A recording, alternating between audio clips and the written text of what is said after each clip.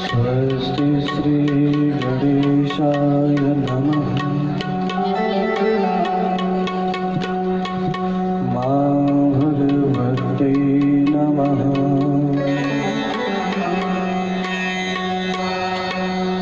कलशाधिष्ठदेवताभ्यो नमः।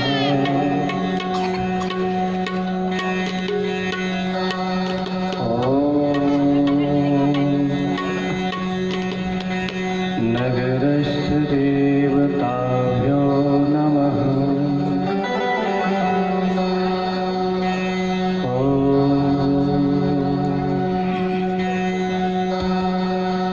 स्थानदेवताभ्यो नमः। लम्बोदरं परमसुन्दरमेकदन्तम्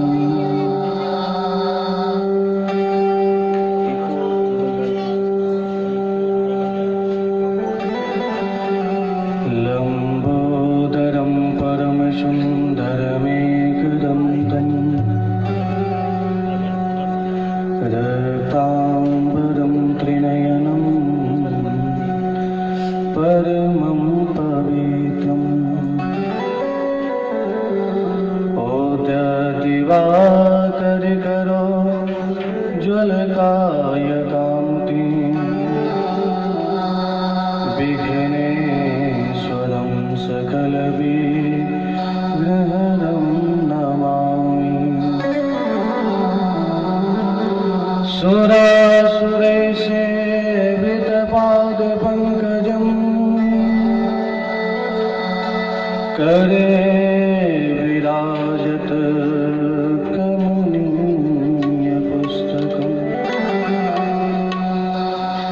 विरञ्चिपत्नी कमलासने स्थिता सरस्वती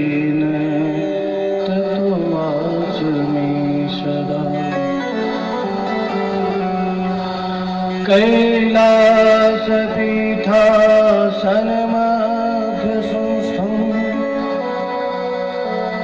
भक्तासनन्दादिभिर्यजमानं भक्तादिरावान्नलप्रमेयं ध्यायेदुमाल्यं गीतविश्वभूषणम्। श्रीरामचन्द्र चरणो मनसा स्मरामि। श्रीरामचन्द्र चरणो वचसा गृह्णामि। श्रीरामचन्द्र चरणो शिरसा नमामि। श्रीरामचन्द्र चरणो शरणं प्रपद्ये। किरीटकेयोरमहारनिशकै मण्डोत्तमालङ्कृतसर्वगात्रम् पीताम्बरं काञ्चनचित्रनद्ध मालाधरं केशवमभ्युपैमि। राधा साधं शरणं यश राधा मंत्र रात्रि च राधा सर्वं राधा जीवनं यस्य राधा राधा राधा वाचकिं तस्य शेषः। अतुलितबलधामं शैलाभदेहम् धनुजवनकृशानं ज्ञानिनामाग्रिगण्यं सकलगुणनिधानं वानदाडामधीशं रघुपतिप्रियभक्तं वातजातं नमामि।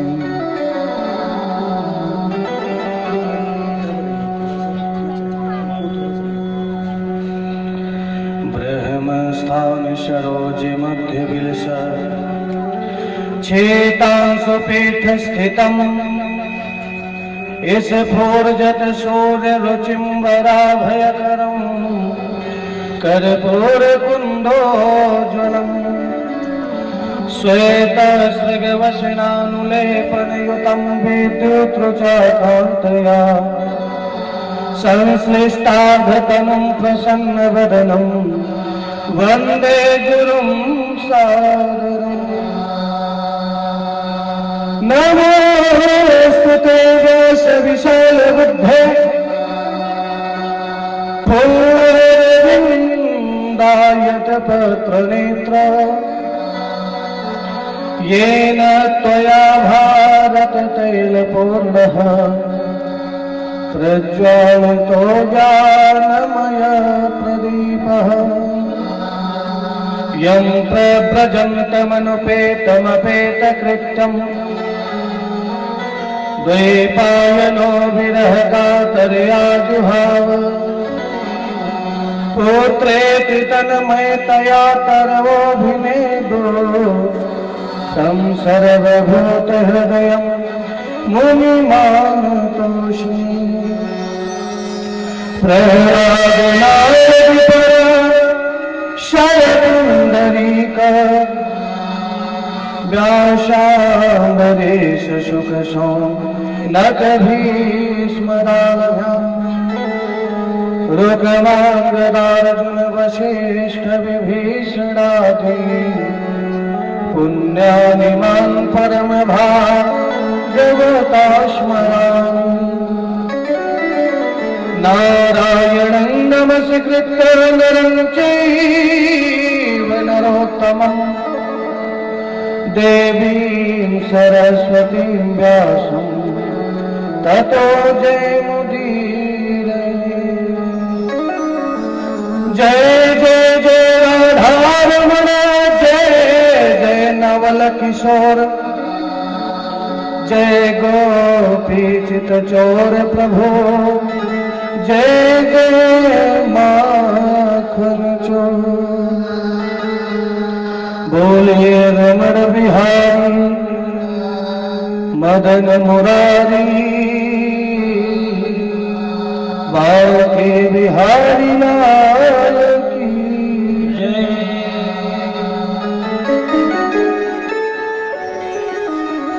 परब्रह्म परात्पर अखिलेश्वर कारण करुणा वरुणालय भक्त वांछित कल्पतरु तदिद्युत विनिंदित पीतांबर धारी यशोदानंद जगत बंद प्राणानंद परम प्रभु आत्मानंद स्वरूप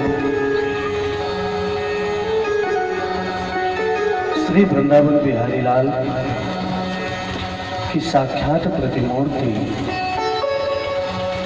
श्रीमद् भागवत महापुराण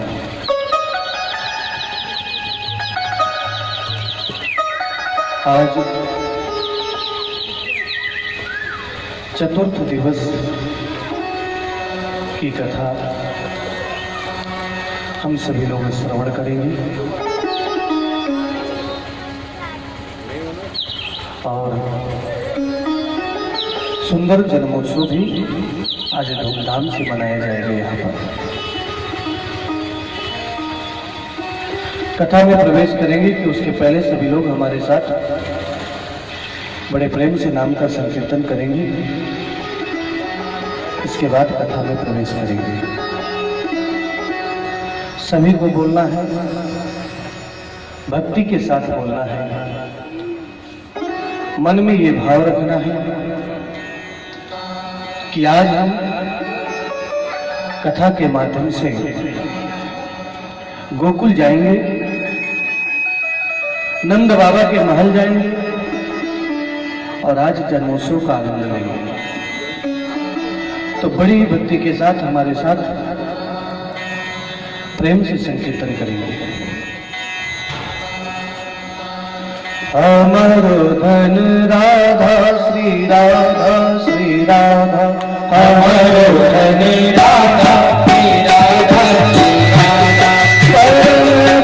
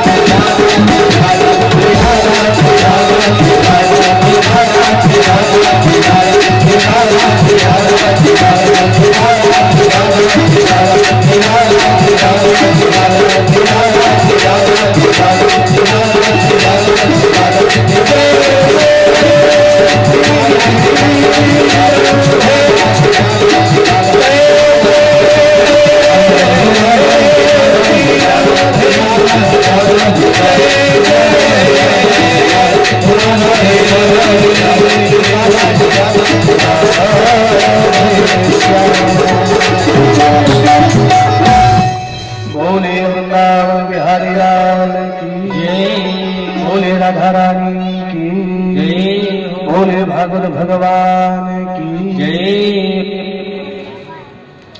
परम प्रभु, कितना बड़ा सौभाग्य है, आज चतुर्थ दिवस पे आ गए। सुंदर भगवान की कथा सुनते हुए, भजन कीर्तन करते हुए, कल हम लोगों ने सुंदर नरसिंह भगवान तक की कथा सुनी और सुंदर झांकी का भी दर्शन किया। आज शौनकाद ऋषियों ने सूत जी महाराज से प्रश्न किया, बोले महाराज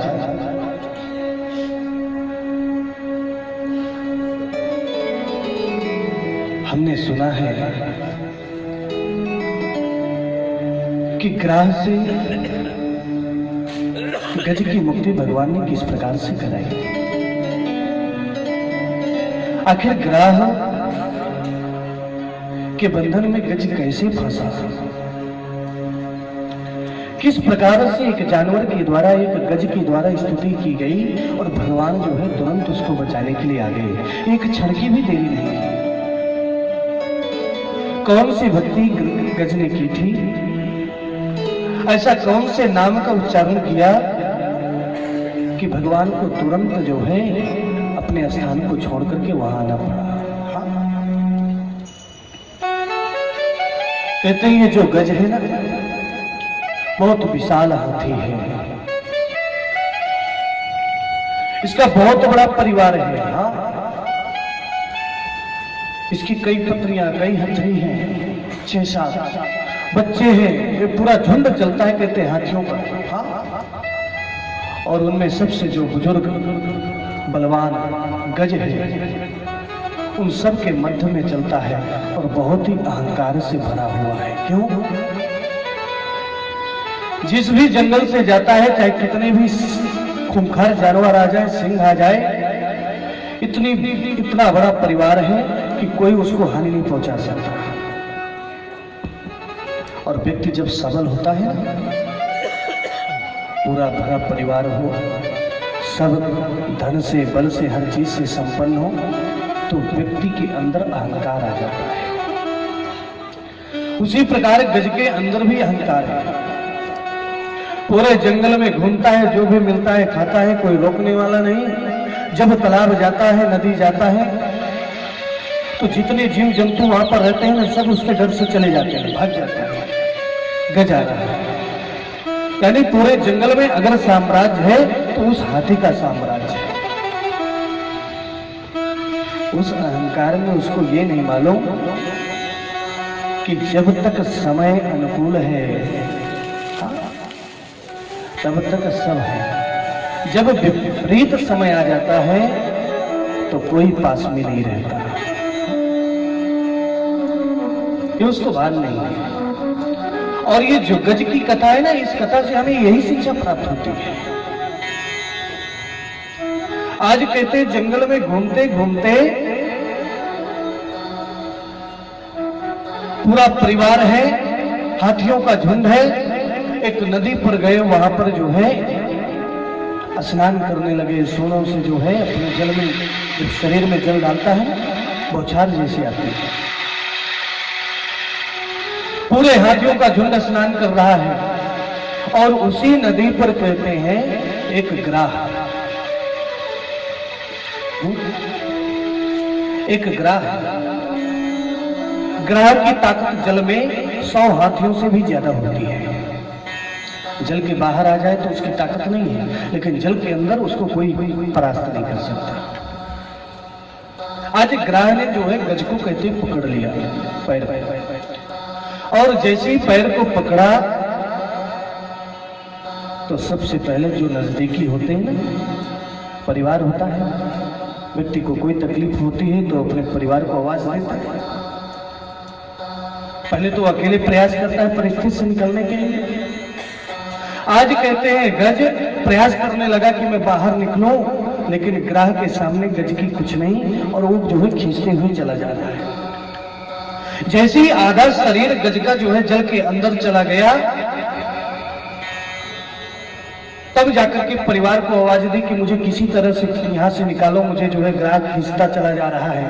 और आज सब जो है, जितने बेटे पत्नी सब जो है उसके सोनों में अपने सूंड फंसा करके एक दूसरे को खींचने लगे।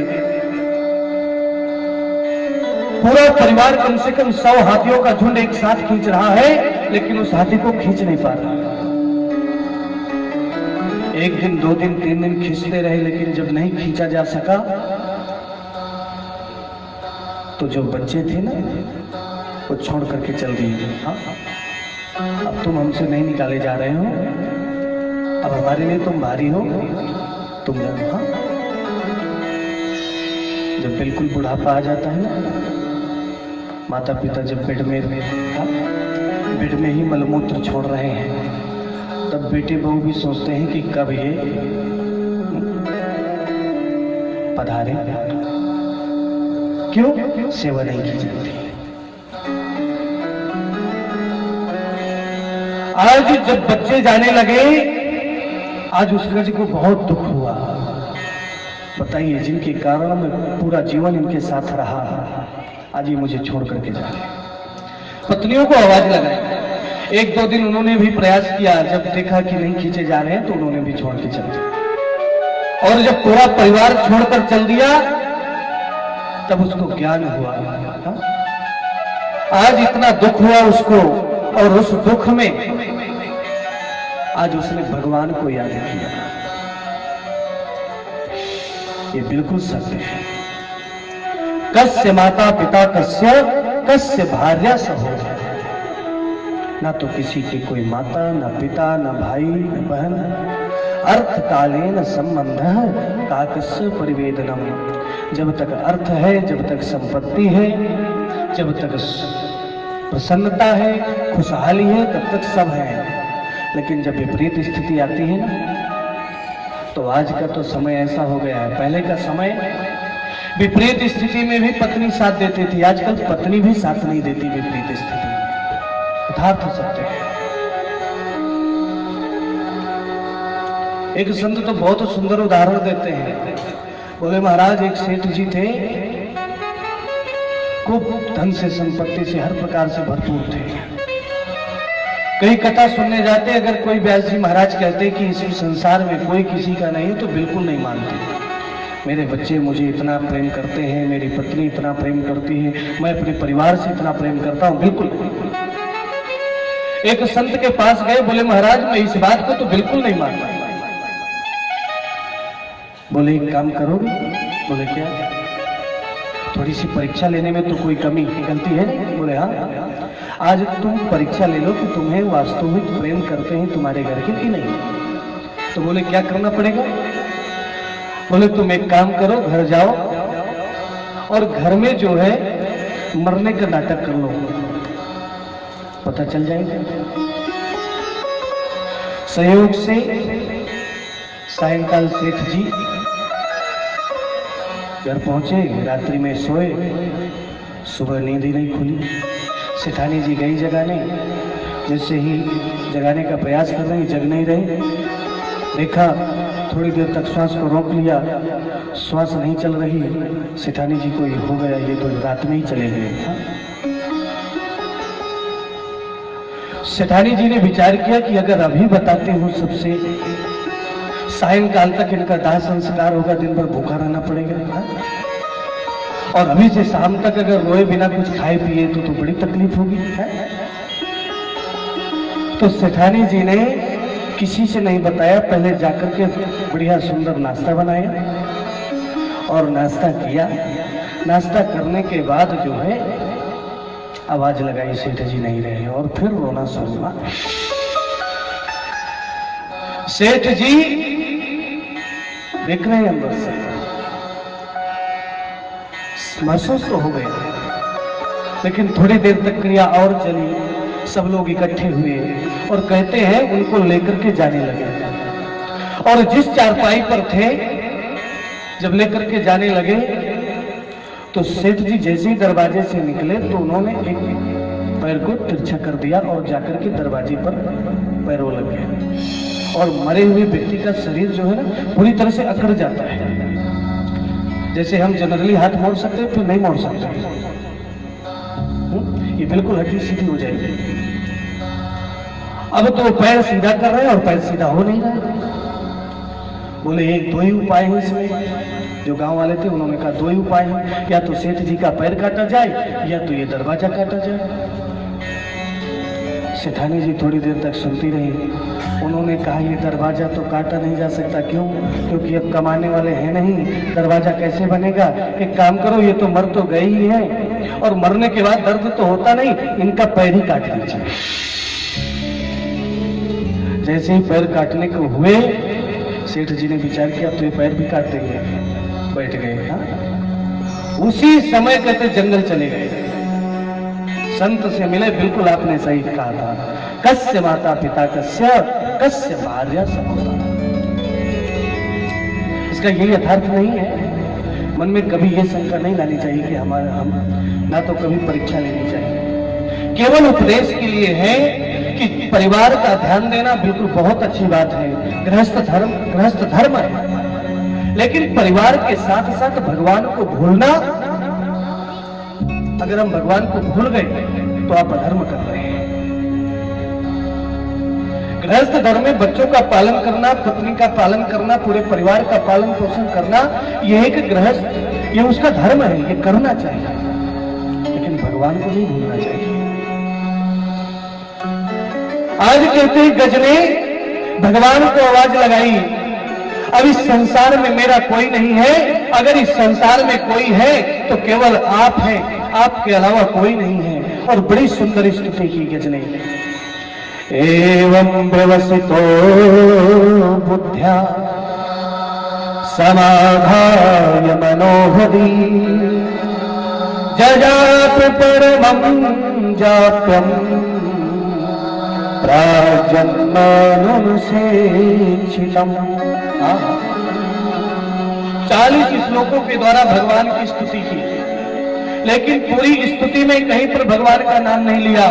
जिसने मुझे ये जन्म दिया, जिसने ये परिवार दिया, जिसने ये जल दिया, जिसने ग्राह को पैदा किया, जिसने मुझे पैदा किया, वो मेरी रक्षा करे, तो सत्य मेरी रक्षा करे।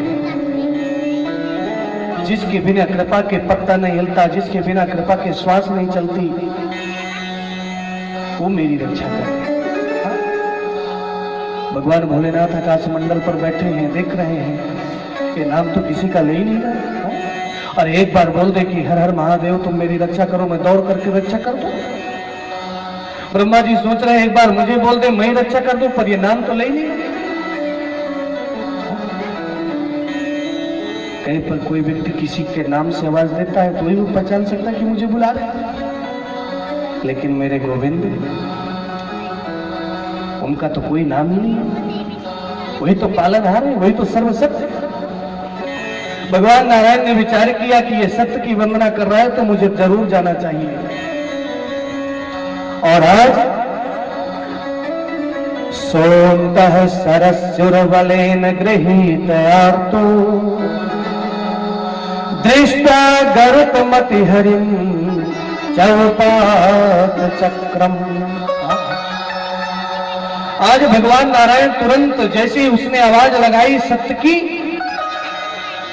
कहते इतना जल्दी वहां से निकले, निज बल छल कर हार गज लियो राम को नाम, राम कहते हरि दुख हरो मां कहीं छूटो मां, हाथी कह धाये हरि गज को देख निराश, हार उच्चारो निज धाम में थी हाथी के पास। यानी जब अंतिम स्थिति आ गई, केवल थोड़ा सा स्वर्ण बचा है डूबने के लिए, पूरा ग्राह ने अंदर खींच लिया है, अब कोई दिखाई नहीं दे रहा, केवल सामने मृत्यु दिखाई दे रही है। अंत में भगवान का नाम लिया, राम शब्द का उच्चारण किया। कहते हैं नाम नहीं निकल पाया कि भगवान आकर के मुक्त कर दिए। ये यथार्थ सत्य है। इसलिए दुख में सुमिरन सब करे, सुख में करे न कोई, और जो सुख में सुमिरन करे तो दुख का है। हाथी को परेशानी आई, तकलीफ हुई, स्मरण किया और उसकी रक्षा हुई। जो भी व्यक्ति बिना तकलीफ के भगवान का स्मरण करेगा उसको तकलीफ तो होगी। क्यों? आज हाथी को यह ज्ञान हो गया। भगवान तुरंत वहां से आए, सबसे पहले चक्र छोड़ा, ग्राह का उद्धार किया, हाथी का अपने आप उद्धार हो गया।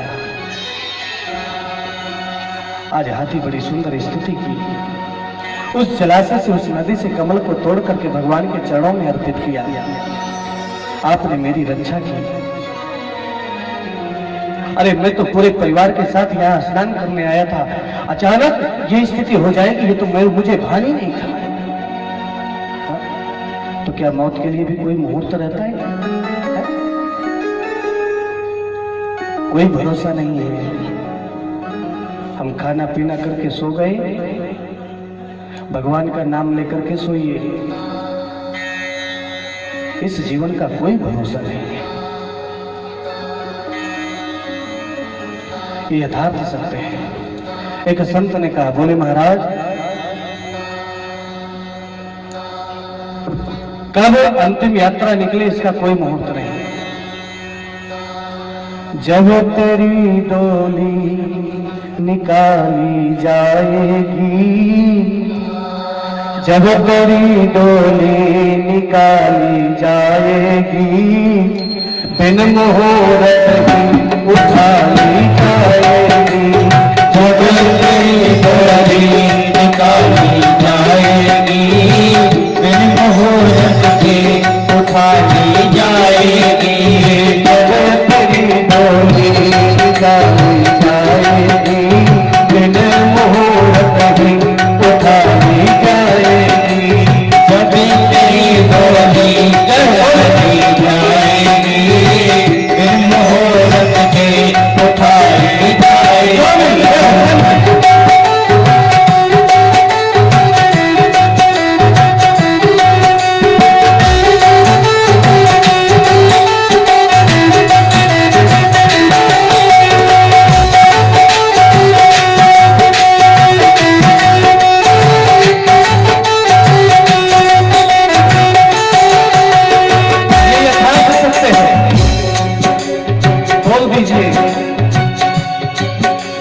जब अंतिम समय आ जाएगा ना, तो चाहे आप कितने बड़े भी हॉस्पिटल में चले जाइए, कितना बड़ा भी डॉक्टर आ जाए, कितनी कौन सी भी दवा दे दे, हर दवा फेल हो जाएगी।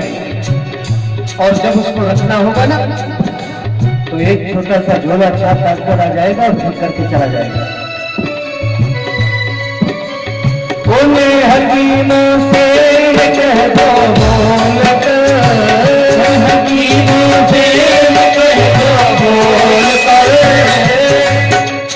करते थे दावा किताबें खोल कर, करते दावा किताबें खोल कर। यह दवा हर कितने खाली जाएगी, बिन मुहूर्त दिन उठाई जाएगी। यह दवा खाली जाएगी, बिन मुहूर्त दिन उठाई जाएगी। जब तेरी डोली निकाली जाएगी, बिन मुहूर्त दिन उठाई जाएगी। जब तेरी डोली निकाली जाएगी, बिन मुहूर्त दिन उठाई जाएगी।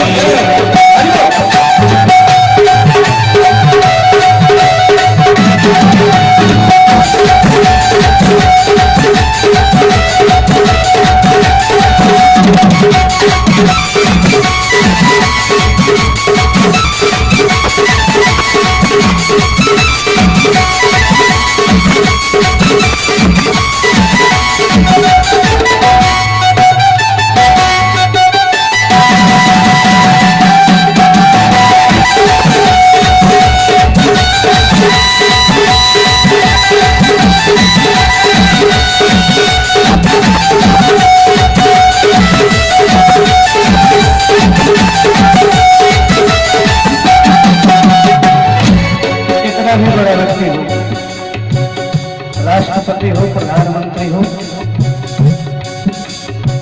कितना भी पावरफुल व्यक्ति हो, उसके सामने किसी की नहीं चलती। गर सिकंदर का बड़ा ही रह गया, गर सिकंदर का बड़ा ही रह गया, मर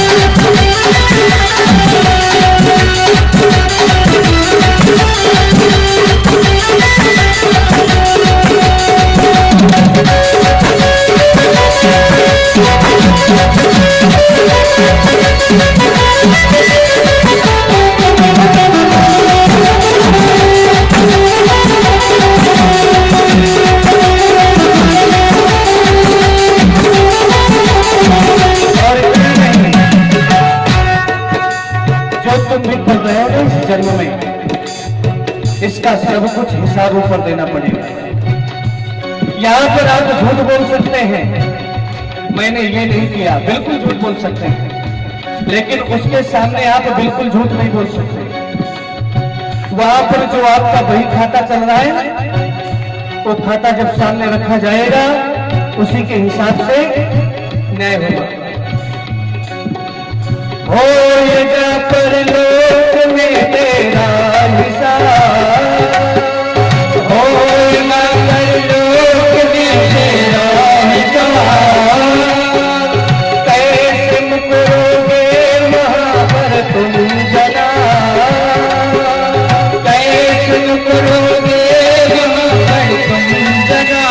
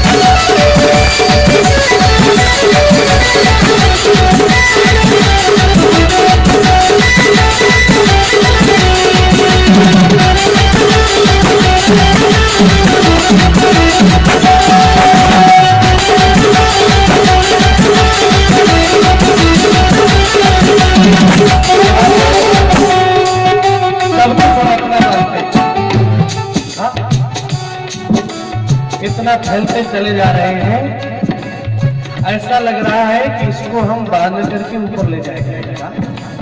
एक बात और बताओ, किसी व्यक्ति के पास मकान नहीं है और किसी के यहाँ अगर वो किराए से रहता है, तो कब वो किराएदार अपना घर खाली करा ले, इसका कोई भरोसा है नहीं है।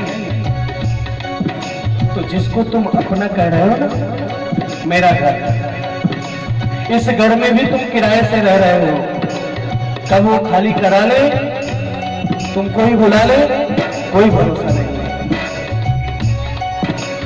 ए मुसाफिर क्यों पसरता है यहाँ, ए मुसाफिर क्यों पसरता है यहाँ, यह किराए का मिला तुझको मकान,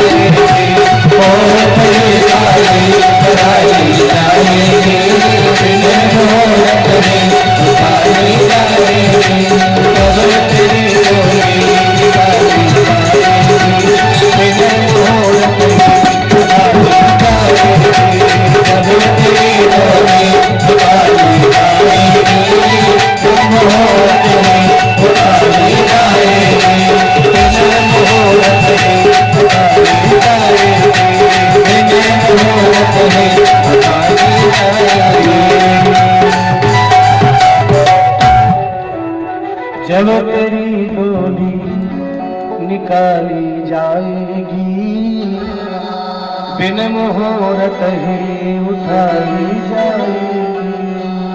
वहां पर बिल्कुल कोई मुहूर्त नहीं, अच्छी घड़ी चल रही है कि नहीं है। हाँ? आज गज को ज्ञान हुआ, गज ने भगवान की बड़ी स्तुति की, और ये जो गज और ग्राह है ना, ये पूर्व जन्म के भगवान के भक्त थे। श्राप मिला, गज की योनि मिली, श्राप मिला, ग्राह की योनि मिली, और दोनों योनि से आज भगवान ने उनको मुक्त किया। भगवान के प्रति बड़ी अटूट श्रद्धा होनी चाहिए। कभी भी उपेक्षा न करें। उपेक्षा करने का फल बहुत बुरा होता है।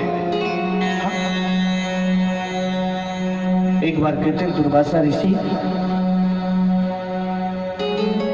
भगवान की चढ़ी हुई फूलों की माला लेकर के जा रहे थे। हाँ, रास्ते में इंद्र जी मिले, ऐरावत हाथी पर बैठ करके आ रहे हैं। दुर्वासा ऋषि ने विचार किया, इस माला का मैं क्या करूंगा, इंद्र को प्रसाद रूप में दे दूं और इंद्र को वो माला दे दी। और एक बात और बताते हैं, इंद्र को भी अपने स्वर्ग का इतना अहंकार है कि उन्होंने भगवान की माला का अनादर किया। वो माला जैसी उनको मिली, उन्होंने उस माला को लेकर के ऐरावत हाथी में डाल दिया और वो हाथी ने सूंड से वो माला निकाल करके नीचे फेंक दी और चलते हुए पैरों में दौड़ते हुए। दुर्वासा ऋषि ने जब इस दृश्य को देखा, इंद्र को श्राप दे दिया, तुम बहुत ही जल्दी लक्ष्मी से हीन हो जाओगे। और जैसे ही ये श्राप दिया कि उसी समय कहते हैं दैत्यों का और देवताओं का देवासुर संग्राम हुआ, युद्ध हुआ और उस युद्ध में जो है देवताओं को हार मिली क्योंकि दुर्वासा ऋषि का श्राप है।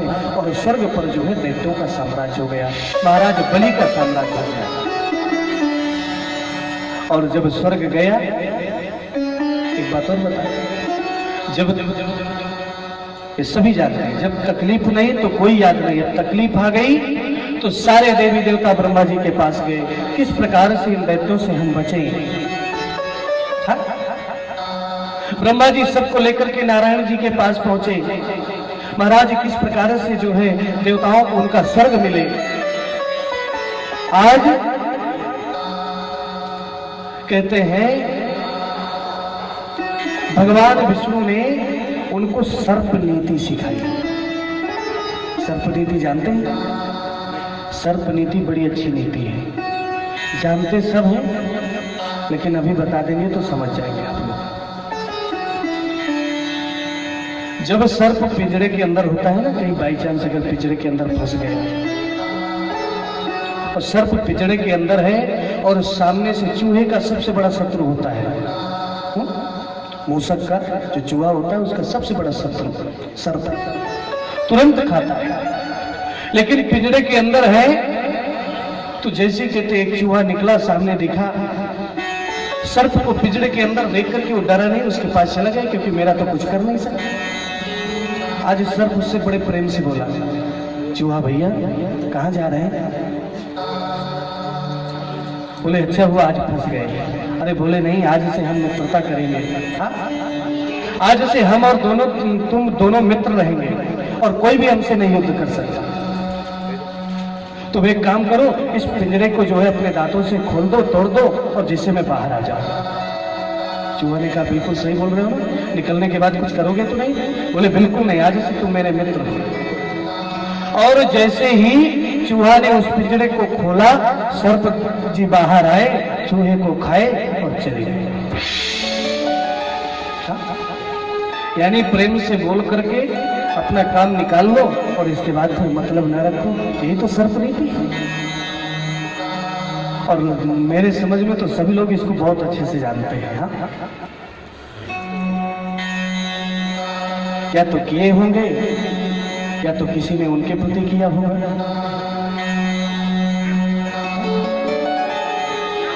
आज देवताओं को सर्प नीति सिखाई, बोले क्या?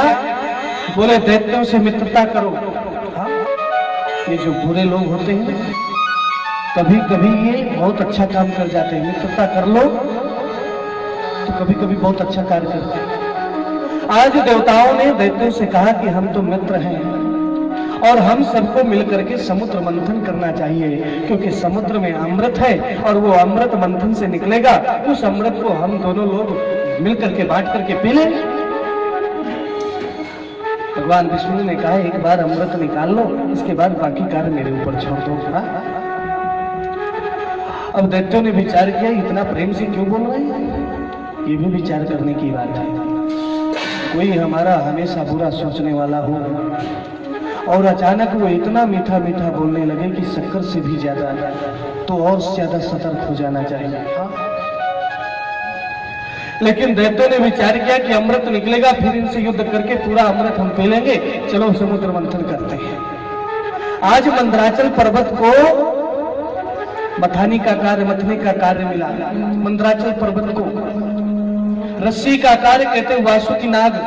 देवताओं ने विचार किया इसके मुख से तो बहुत विष निकलेगा, एक काम करते हैं, सबसे पहले मुख की तरफ पकड़ते हैं, और जैसे मुख की तरफ पकड़ेंगे दैत्य लोग अपने आप मुख की तरफ आ जाएंगे। क्यों?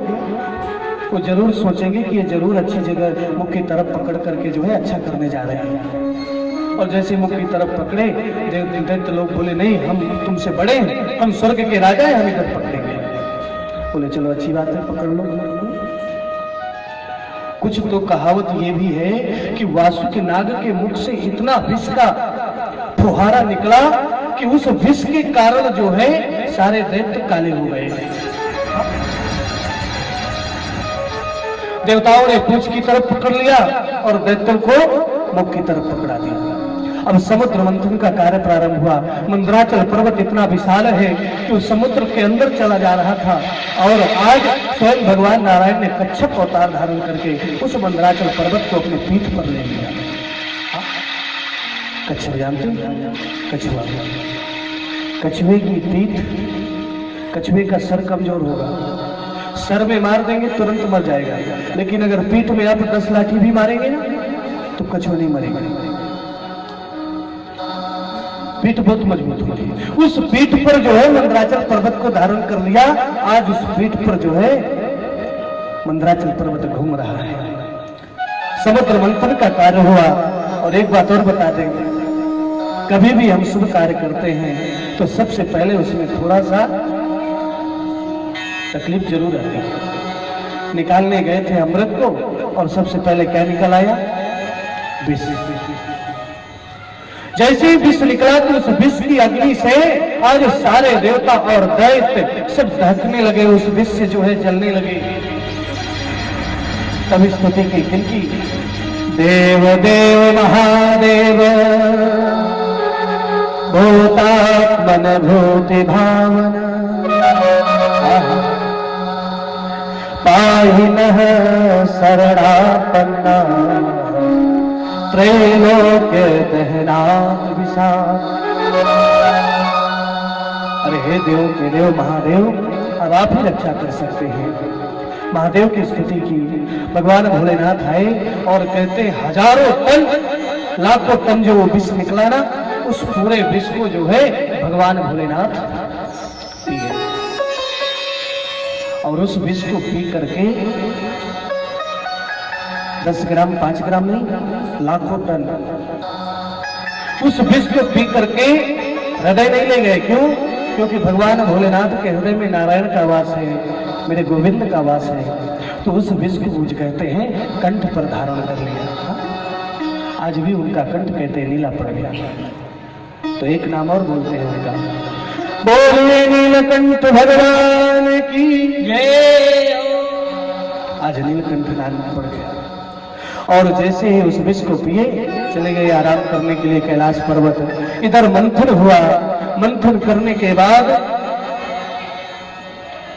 बहुत सारी चीजें, ऐरावत हाथी, कामधेनु गाय, 14 रत्न, चंद्रमा, सब कुछ कहते हैं समुद्र मंथन से निकले।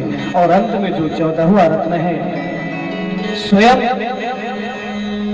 धन्वंतरी भगवान उस अमृत का कलश लेकर के प्रकट हुए। जैसे वो उस अमृत के कलश को लेकर के प्रकट हुए, अब तो सबने, इधर देवताओं ने उधर दैत्यों ने तुरंत उस अमृत कलश को छीनना चाहा। दैत्यों ने उस अमृत कलश को पकड़ करके भागने लगे, आकाश मंडल से भागने लगे। और कहते हैं कुछ जगह जो है उस अमृत कलश के बूंद जो है गिर भी गए, वहां पर हीरे और सोने आदि की खाने हो गए। अब तो भगवान को एक अवतार और ग्रहण करना पड़ा, मोहिनी अवतार। उन दैत्यों से अमृत को छीनने के लिए मोहिनी का रूप धारण किया और मोहिनी का रूप धारण करके जैसे ही दैत्य के सामने आए, अब तो मोहिनी रूप को देख करके दैत्य इतने मोहित हो गए कि उनको भूल ही गया कि हमारे हाथ में कलश है। देवताओं को और दैत्यों को दोनों को रोका। देवता तो पहचान गए कि भगवान नारायण हैं, दोनों को हाथ दिया, दोनों को रोके। बोले एक काम, ऐसा नहीं, इस अमृत कलश को मैं बराबर बराबर बांट करके देती हूँ। अब दैत्य तो मोहिनी के स्वरूप में मोहित थे, वो बिल्कुल उन्होंने हाँ कर लिया। हाँ, ये लो आप दीजिए। अब भगवान नारायण ने उस अमृत कलश को अपने हाथ में लिया, एक तरफ दैत्य और एक तरफ देवता। देवताओं की तरफ जब पिलाने आते तो अमृत का कलश, और जैसे दैत्यों की तरफ जाते तो मदिरा का कलश। उसी बीच में एक राक्षस ने कहते पहचान लिया, वो देवताओं के बीच में आकर के बैठ गया और धोखे से उसको भी अमृत पिला दिया। उसके कहते किनारे में सूर्य और चंद्र बैठे थे, उन्होंने इशारा किया महाराज ये राक्षस है। भगवान नारायण ने तुरंत चक्र छोड़ा और उसका जो है धड़ से सर अलग कर दिया, लेकिन मर नहीं सकता। क्यों? क्योंकि अमृत का पान कर लिया है। उसी को हम जो मस्तक है उसको राहु और जो धड़ है उसको केतु बोलते हैं। आज भी कहते हैं, कहावत है कि आज भी सूर्य और चंद्र से वो बदला लेता है। हाँ? उनको खाता है सूर्य ग्रह और चंद्र को खाता है चंद्र ग्रह। आज जैसे दैत्यों को ये मालूम हुआ कि हमसे छल हुआ है, अब तो कहते हैं देवताओं और दैत्यों में बड़ा भयंकर युद्ध प्रारंभ हुआ और उस युद्ध पर अब तो अमृत का पान किए थे। अमृत के पान के कारण जो है देवताओं की विजय हुई और सारे दैत्यों की पराजय हुई। शुक्राचार्य जी महाराज को मालूम हुआ। शुक्राचार्य जी महाराज ने आज सारे दैत्यों को संजीवनी विद्या के द्वारा जीवित किया और आज महाराज बलि को सारे दैत्यों को शिक्षा दिया कि अगर तुम्हें विजय प्राप्त करना है अमृत के बावजूद भी, तो तुम्हें काम करना होगा। अमृत से भी बड़ा कार्य क्या? अमृत से भी बड़ा कार्य है। आज के बाद तुम किसी ब्राह्मण का अपमान नहीं करोगे, आज के बाद गौवध नहीं करोगे, आज के बाद किसी संत का अपमान नहीं करोगे, आज के बाद कोई पूजा पाठ का कार्य नहीं रोकोगे और गुरु और ब्राह्मण का कहना मानोगे। आज के बाद दान धर्म करोगे और जो मैं गुरु हूं तो मेरे प्रति आपको आस्था रखना होगा। अगर आप ऐसा करेंगे तो स्वयं नारायण भी अगर आएगा तो आपको हरा नहीं सकता। आज सारे दैत्यों के नियम को बदल दिया। अब आज तो महाराज बलि इतने धर्मात्मा हो गए कि जगह जगह दान पुण्य करते हैं। सारे दैत्य जगह जगह धर्म कार्य कर रहे हैं और इतना धर्म करते करते गुरु के प्रति इतनी आस्था, ब्राह्मण के प्रति इतनी आस्था कि उनके अंदर इतनी शक्ति आ गई कि कहते हैं फिर से देवताओं से युद्ध किया और अमृत पीने के बावजूद भी देवताओं को उनसे परास्त होना पड़ा। कि यथार्थ सत्य। आज सारे देवता पुनः ब्रह्मा जी के पास गए। ब्रह्मा जी उनको लेकर के जो है नारायण के पास पहुंचे। भगवान नारायण ने कहा कि अब मैं भी रक्षा नहीं कर सकता। क्यों? क्योंकि जो आपके पास नहीं है वो उनके पास है। आप अहंकार में भरे हुए, अहंकार से डूबे हुए स्वर्ग पर जो है निवास कर रहे हैं, लेकिन उधर दैत्य जो है धर्म कर्म कर रहे हैं। और जो गुरु ब्राह्मण संत गौ का सम्मान करेगा, भूखे को भोजन देगा, प्यासे को पानी देगा, निर्वस्त्र को वस्त्र देगा, उससे बड़ा धर्म क्या है? मैं भी अगर स्वयं उनसे युद्ध करने जाऊं तो मैं भी नहीं हरा सकता। बोले महाराज कुछ भी तो कीजिए, ये दैत्य तो दैत्य है, दैत्यों से रक्षा तो कीजिए। बोले ठीक है। और आज भी भगवान मां अदिति के गर्भ से कश्यप ऋषि की जो दो पुत्रियां हैं, दिति और अदिति, दिति से दैत्यों के और अदिति से देवताओं का जन्म हुआ है। अदिति ने जो है कहते हैं बड़ी तपस्या की, पयोव्रत किया और पयोव्रत करके वरदान मांगा कि मुझे जो है स्वयं नारायण का स्वरूप पुत्र प्राप्त हो, चाहूं तुम्हें समान सुख, मैं तुम्हारे समान पुत्र चाहती हूँ। और भगवान ने उसको वरदान दिया और आज वही उसी अदिति के गर्भ में स्वयं भगवान जो है। धीरे धीरे वो समय आया, श्रोणायाम श्रवण द्वादश्याम मुहूर्ते भिजति प्रभु सर्वेण चताराद्या उपास्तजन्म दक्षिणम् श्रवणायाम श्रवण द्वादश्याम मुहूर्ते अभिजित प्रभु। कहते भादों के महीने में श्रवण नक्षत्र में द्वादशी तिथि को अभिजित मुहूर्त में ठीक 12 बजे दोपहर में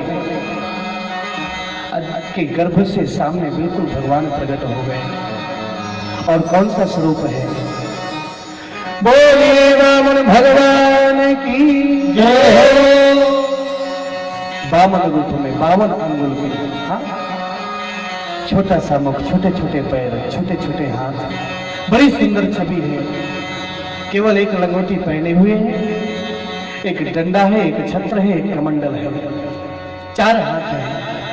छोटा सा बालक सुंदर चंदन है, सामने प्रकट हो गए। माँ अदिति ने उनके स्वरूप का दर्शन किया, अपने जीवन को धन्य किया। आज माँ अदिति को और कश्यप ऋषि को वामन भगवान ने उपदेश दिया कि ये जो मेरा प्राकट्य हुआ है ना, ये देवताओं के हित के लिए हुआ है। और आज अब मुझे यहाँ से जो है बलि महाराज के पास जाना होगा। और आज भगवान वामन भगवान सुंदर लंगोटी, पीला कपड़ा पहन करके, छत्र लेकर के बलि महाराज की तरफ चल दिए।